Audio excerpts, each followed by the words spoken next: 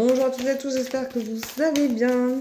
Nous voici pour la tendance du dimanche 17 novembre 2024. Je vais y arriver.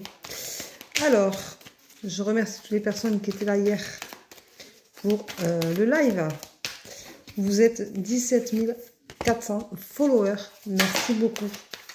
C'est un follower où 400 personnes se sont abonnées. C'est impressionnant.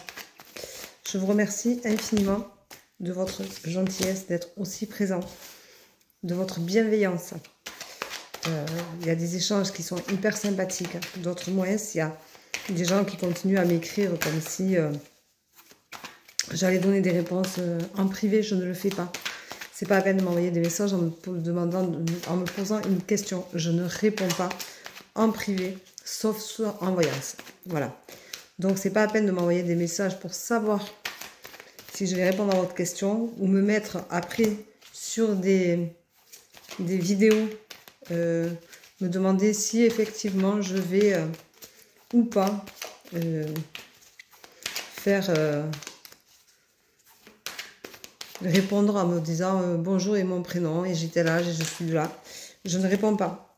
Je ne le fais pas parce que si je le fais à un, je suis obligée de le faire à tout le monde.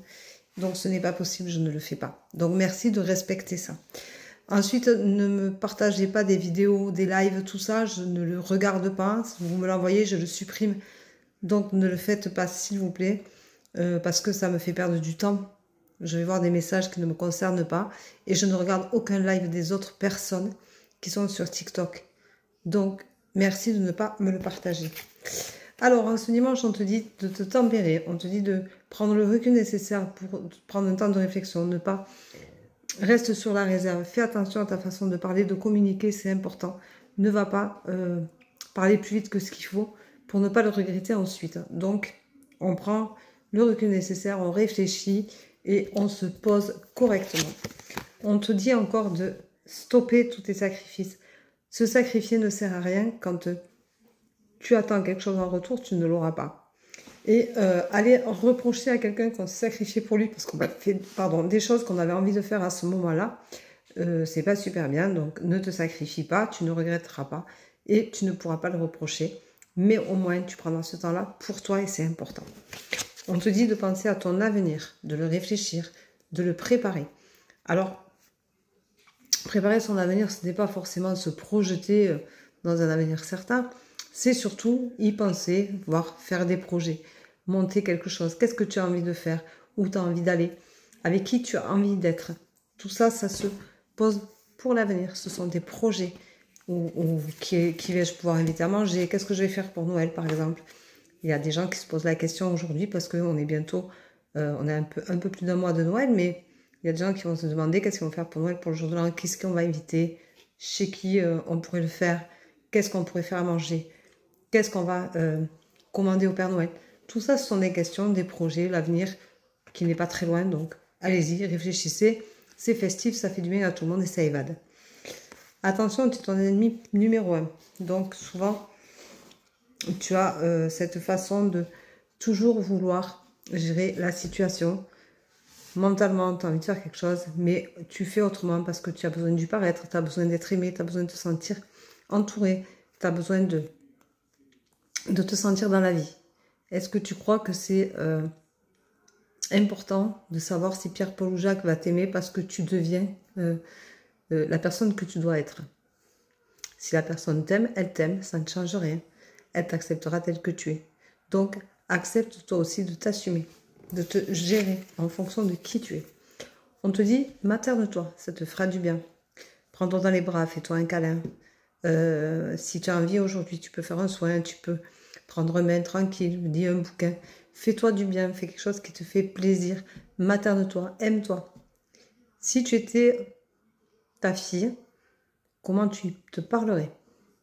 Regarde-toi dans le miroir et dis-toi, allez, ça, aujourd'hui, je suis la fille, je suis Véronique, ma fille.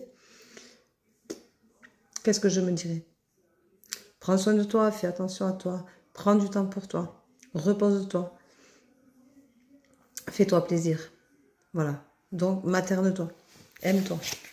Retrouve cet enfant intérieur qui a cette faculté à toujours être optimiste, à aimer la vie, à la voir du bon côté, à ne pas se poser de questions, du moins ne pas tourner dans la tête, qui a envie de faire les choses spontanément, qui ne réfléchit pas, qui a envie de courir, de sauter, de chanter, de danser.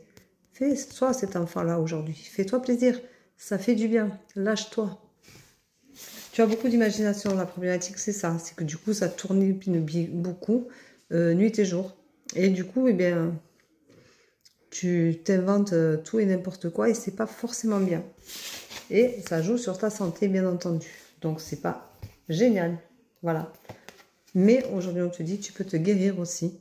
Tu peux en prendre conscience. Fais les choses en conscience. Alors, aujourd'hui, on va prendre la santé. Voilà. La santé, c'est pas forcément la maladie. La santé, c'est le bien-être qu'on peut ressentir. C'est se réaligner les chakras, c'est se ressourcer. C'est se sentir bien dans sa peau et dans son corps. Tout ça, c'est important. Alors, c'est une photo où il y a beaucoup de couleurs. La personne, elle est droite. Elle est en train de faire une méditation. Elle a la position de la méditation. Et elle se réaligne de partout, vous voyez? Elle se réaligne, elle se ressource. Ça y fait du bien. Ça y réaligne les chakras, ça y fait circuler les énergies. Et mentalement, ça lui vide la tête.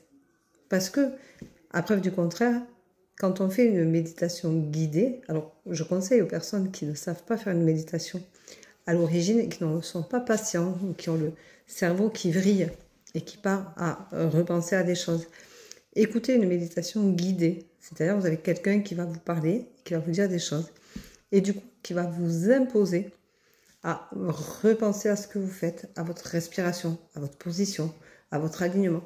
Et ça, c'est important parce que ça va vous permettre d'apprendre à faire de la méditation sans que ce soit une problématique pour le cerveau. Voilà.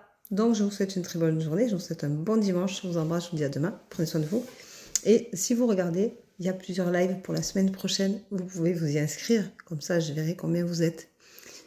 Bisous, bisous. Ciao, ciao.